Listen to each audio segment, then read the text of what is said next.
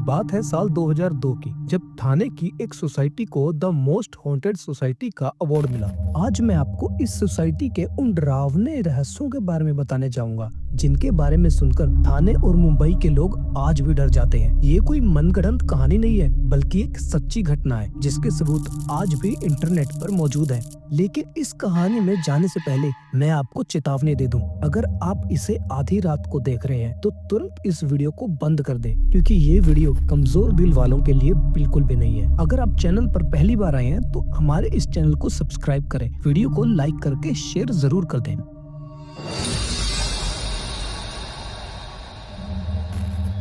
कहानी शुरू होती है साल 2002 में, जब एक युवा कपल आशीष और आरती सोसाइटी के विंग नंबर 66B की चौथी मंजिल पर एक फ्लैट किराए पर लेते हैं। दोनों जॉब करते थे और अक्सर रात को 8-9 बजे के आसपास ही घर लौटते थे। उनकी दिनचर्या बस यही थी, सुबह ऑफिस के लिए जाना, रात को बाहर खाना खाना और फिर घर आकर सो जाना। वीकेंड पर ही वो घर में आराम कर पाते थे। लेकिन उनके रहने के कुछ दिनों के बाद कुछ ऐसी घटनाएं होने लगी जो बहुत अजीब थी। सोसाइटी में लगभग 100 से ज्यादा बिल्डिंग्स थी, लेकिन उन बिल्डिंग्स में 66B कुछ अलग ही थी। दिन में तो चहल पहल लगी रहती थी, लेकिन रात में पूरी बिल्डिंग सुनसान हो जाती थी। एक डरावनी खामोशी हर तरफ छा जाती थी।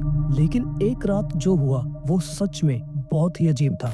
रात के तकरीबन 11 बजे थे। आशीष और आरती बाहर खाना खाकर घर लौटे। जैसे ही वो अपने घर के पास पहुंचे, आरती ने देखा कि उनके दरवाजे के पास एक बुजुर्ग आदमी लेटा हुआ है। वह बहुत कमजोर लग रहा था, जैसे उसकी सांसें थमने ही वाली हो। आशीष ने सावधानी से उसके पास जाकर पूछा, क्या हुआ, आप ठीक हैं? उस आदमी ने धीमी आवाज में कहा, बेटा पानी पिला दो, कई दिन हो गए पानी की एक बूंद भी गले से नीचे नहीं उतरी। आशीष ने उसे पानी देने का फैसला किया, लेकिन जैसे ही वो पानी लेकर बाहर आया, वो आदमी गायब हो चुका था। आशीष ने सोचा कि वो एक जरूरतमंद था, तो इसलिए वो किसी और फ्लैट पर चला गया होगा और वो इसे इग्नोर करके अंदर आकर सो गया। आशीष बेड पर तो लेटा था, पर उसे नींद नहीं आई। रात के तकरीबन 2:30 बजे उसने दरवाजे पर एक दस्तक सुनी। उसने चेक किया, बाहर कोई नहीं था।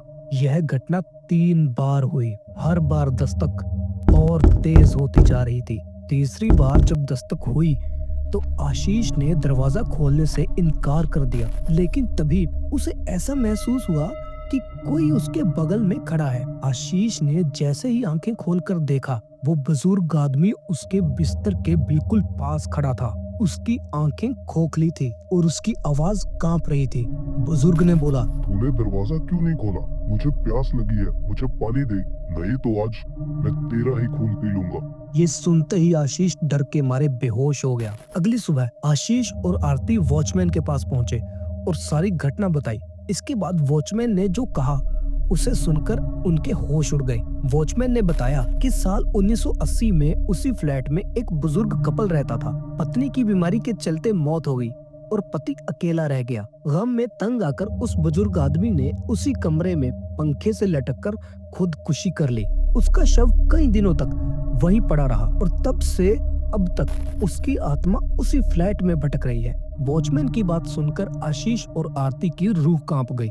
उन्होंने तुरंत फैसला किया कि वो उस फ्लैट को छोड़ देंगे। उसी दिन वो वहां से चले गए और कहीं और रहने लगे। दोस्तों, ये सोसाइटी आज भी थाने में मौजूद है और इसके बारे में कई और डरावनी कहानियां प्रचलित हैं। अगर आपको इस सोसाइटी का नाम पता है तो हमें कमेंट जरूर करें।